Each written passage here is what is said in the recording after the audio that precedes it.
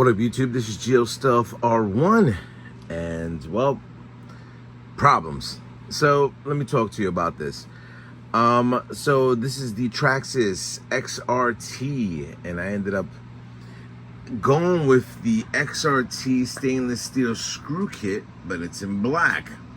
I kind of had my reserves about doing it, but I ended up going ahead and starting to do it anyway.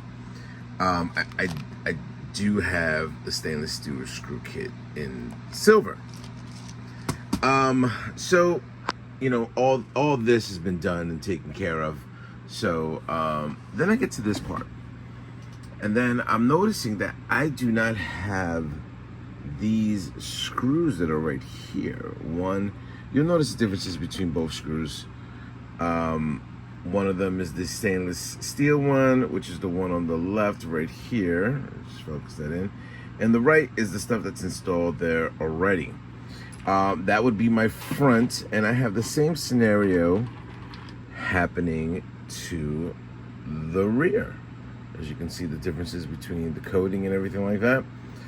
Then I go on the Traxxas website, and I'm noticing that it's not even there. It's not under their diagrams, and this is for the XRT Ultimate.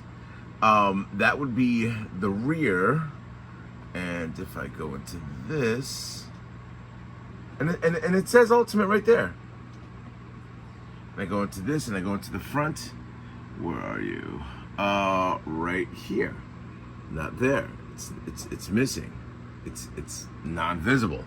So that was my biggest concerns about having black stainless steel screws, because though I've already done all these and I still have stuff to do, I have to now I'm embarking on this area right now. I've already taken care of the other side.